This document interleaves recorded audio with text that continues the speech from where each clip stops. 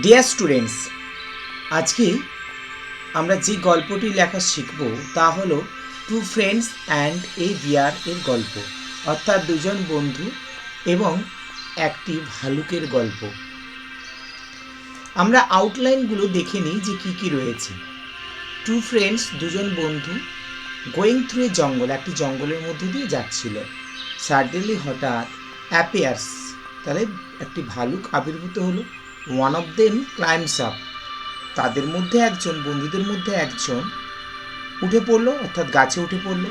আদার লে flat on the ground, অন্যজন শুয়ে পড়ল মাটির উপর। দ্য বিয়ার কনসিডার্স, ভালুকটি বিবেচনা করলো, কনসিডার্স হিম, তাকে, টু বি ডেড, মৃত বলে। গোজ অ্যাওয়ে, এবং তারপরে সে চলে গেল। দ্য ফার্স্ট ফ্রেন্ড, প্রথম বন্ধুটি, কামস ডাউন, নিচে নেমে এলো। আক্স, সে আরেকজন বন্ধুকে, অপর বন্ধুটিকে জিজ্ঞাসা করলো যে ভালুকটি কি ফিসফিস করে বলেছে। তখন সেই বন্ধুটি উত্তর দিল, don't trust a friend who leaves you in danger, বিশ্বাস করো না সেই বন্ধুকে যে তোমাকে বিপদে ফেলে যায়। চলো আমরা গল্পটি লেখা শুরু করি। তাহলে আমরা গল্পের একটা নাম দিয়ে দিই, টু ফ্রেন্ডস অ্যান্ড এ বিয়ার, দুজন বন্ধু এবং একটি ভালুক। তাহলে আমরা গল্পটা শুরু করবো এরকম করে, ওয়ান্স আপন এ টাইম দিয়ে।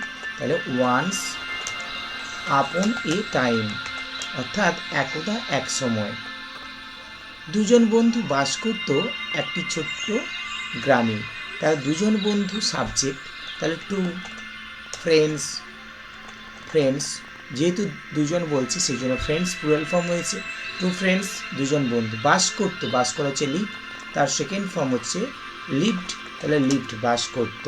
কোথায় বাস করতো? একটি ছোট্ট গ্রামে।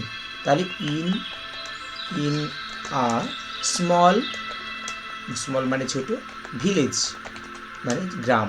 তাহলে ওয়ান্স আপন এ টাইম, একদা এক সময়, টু ফ্রেন্ডস, দুজন বন্ধু, লিভড, বাস করত, ইন এ স্মল ভিলেজ, একটি ছোট্ট গ্রামে। তাহলে তারা ছিল খুবই অন্তরঙ্গ বন্ধু।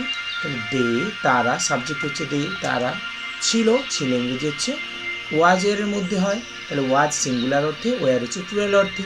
দে যেহেতু প্লুরাল সেই জন্য দে ওয়ার। অন্তরঙ্গ বন্ধু, তাহলে অন্তরঙ্গ ইংরেজি হচ্ছে ইন্টিমেট, INTIMATE, ইন্টিমেট ফ্রেন্ডস, যেহেতু দুজন বন্ধুর কথা বলা হয়েছে তাহলে ইন্টিমেট ফ্রেন্ডস, তাহলে দে ওয়ার ইন্টিমেট ফ্রেন্ডস, তারা ছিল অন্তরঙ্গ বা ঘনিষ্ঠ বন্ধু। তাহলে একদিন তারা একটি জঙ্গলের মধ্য দিয়ে যাচ্ছিল। একদিন, ওয়ান ডে, কে যাচ্ছিল? তারা যাচ্ছিল, সাবজেক্ট হচ্ছে দে, তো দে যাচ্ছিল, কাজটা তখন চলছিল, পাস্ট কন্টিনিউয়াস টেন্স, অর্থাৎ সাবজেক্টের পরে ওয়াজ বসবে বা ওয়ার বসবে এবং তারপর মূল ভার্বের সঙ্গে আইএনজি যোগ হবে।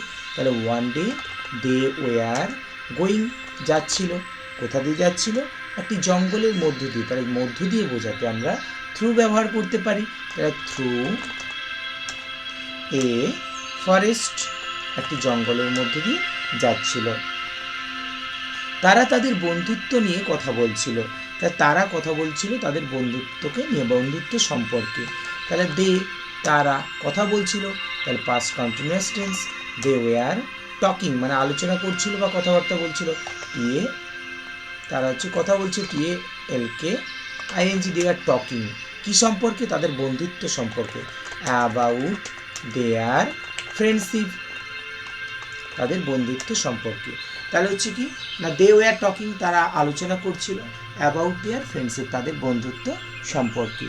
হঠাৎ করে, আমরা বলতে পারি হঠাৎ করে একটি ভালুক তাদের সামনে আবির্ভূত হলো। তাহলে হঠাৎ করে ইংরেজি কি? হঠাৎ করে ইংরেজি সাডেনলি, হঠাৎ করে কে আবির্ভূত হলো? একটি ভাল্লুক। তাহলে এ বিয়ার আবির্ভূত হলো, আবির্ভূত হওয়া ইংরেজি অ্যাপিয়ার্ড। তাহলে অ্যাপিয়ার মানে আবির্ভূত হওয়া, তাহলে অ্যাপিয়ার সেকেন্ড ফর্ম হচ্ছে অ্যাপিয়ার্ড, APPEARED। তাহলে বিয়ার অ্যাপিয়ার, তাদের সম্মুখে, তাহলে বিফোর দেম, তাদের সম্মুখে আবির্ভূত হলো বা হাজির হলো। তারা খুব ভয় পেয়ে গেল। তারা ভয় পেয়ে গেল খুব। They were very afraid, they were very afraid, তারা ছিল খুবই ভীত, তারা খুব ভয় পেয়ে গেল। তাহলে বন্ধুদের মধ্যে একজন সে কী করলো, তৎক্ষণাৎ গাছে উঠে পড়লো। তাহলে ওয়ান অফ দেম মানে তাদের মধ্যে একজন উঠে পড়লো বা চড়ে বসা, এটা হচ্ছে ক্লাইম্বড আপ মানে হচ্ছে চড়া, তাহলে CLIMBED ক্লাইম্বড আপ চড়লো এ ট্রি অ্যাট ওয়ান্স তৎক্ষণাৎ। তাহলে ওয়ান অফ দেম তাদের মধ্যে একজন ক্লাইম্বড আপ চড়লো এ ট্রি একটি গাছ অ্যাট ওয়ান্স তৎক্ষণাৎ বা তখনই। সে কিন্তু অন্য বন্ধুর কথা ভাবলো না, তাহলে সে ভাবলো না অন্য বন্ধুর কথা, তাহলে হি ভাবলো না, থিঙ্ক মানে ভাবা, তাহলে হচ্ছে নেগেটিভে করতে গেলে পাস্ট ইনডিফিনিট টেন্সে ডিড নট আসে, তাহলে হি ডিড নট থিঙ্ক, তাহলে হি ডিড নট থিঙ্ক কার কথা ভাবলো না, না অন্য বন্ধুটির কথা, তাহলে he did not think of the other friend, তাহলে সে অন্য বন্ধুটির কথা ভাবলো না। অপরদিকে অন্য বন্ধুটি কিন্তু জানতো না কিভাবে একটি গাছে চড়তে হয়, তাহলে অন্য বন্ধুটি ইংরেজি হচ্ছে দ্য আদার ফ্রেন্ড, জানতো না, তাহলে ডিড নট নো জানতো না কিভাবে গাছে চড়তে হয়, তাহলে how to climb up a tree, সেই জন্য সে হতভম্ব হয়ে গেল বা বিস্মিত বা অবাক হয়ে গেল, বা এখানে হচ্ছে হতভম্ব হয়ে যাওয়া। So he was at a loss, অর্থাৎ সে হতভম্ব হয়ে গেল, তা কী করবে খুঁজে পাচ্ছিল না। হঠাৎ করে এটা তার মনে এলো যে একটি ভালুক স্পর্শ করে না একজন মৃত মানুষকে, সাডেনলি এটা তার মনে এলো, তাহলে it came to his mind that, তার মনে হলো যে একটি ভালুক এ বিয়ার স্পর্শ করে না, ডাজ নট টাচ স্পর্শ করে না, কাকে স্পর্শ করে না, একজন মৃত মানুষকে, তাহলে এ ডেড ম্যান, তাহলে suddenly it came to his mind that a bear does not touch a dead man, একজন মৃত মানুষকে স্পর্শ করে না। সেই জন্য সে কী করলো, মাটিতে শুয়ে পড়লো, সো সে হি শুয়ে পড়লো, লে ডাউন শুয়ে পড়লো, কোথায় শুয়ে পড়লো, মাটিতে, lay down on the ground, সেই জন্য সে মাটিতে শুয়ে পড়লো। ভালুকটি তার কাছে এলো, দ্য বিয়ার এলো আসা ইংরেজি কাম, তাহলে কেম ক্লোজ খুব কাছে আসা, কেম ক্লোজ কার না সেই হচ্ছে অন্য বন্ধুটি, কেম ক্লোজ টু হিম তার কাছে এলো। সে কী করলো, তার নাক মুখ এগুলো শুকলো, তাহলে শুকলো শোকা ইংরেজি স্মেল, স্মেল থেকে হচ্ছে স্মেল্ট, স্মেল্ট সে শুকলো, কি শুকলো না হচ্ছে তার ইয়ার্স, তারপর হচ্ছে নোজ নাক, অ্যান্ড এবং ফেস এবং মুখমণ্ডল শুকলো। তারপর সে ভালুকটি ভাবলো, হি থট হিম তাকে ভাবলো, একজন মৃত মানুষ বলে ভাবলো, he thought him to be a dead man, সে তাকে একজন মৃত মানুষ বলে ভাবলো। সে সেখান থেকে চলে গেল, তাহলে he went away from the place, সে চলে গেল ফ্রম দ্য প্লেস জায়গাটি থেকে। তখন অন্য বন্ধুটি দেন দ্য ফার্স্ট ফ্রেন্ড নামলো, নামে ইংরেজি গেট ডাউন, তাহলে গট ডাউন কোথা থেকে নামলো, ফ্রম দ্য ট্রি, সেই গাছটি থেকে নামলো। সে তার বন্ধুর কাছে এলো, হি কেম টু হিজ ফ্রেন্ড, সে তার বন্ধুটির কাছে এলো। সে তাকে বলল, অর্থাৎ হি সেড টু হিম, অর্থাৎ জিজ্ঞাসা করলো তাকে, হি সেড টু হিম, যে ভালুকটি তার কানে কানে কি বলেছিল, হোয়াট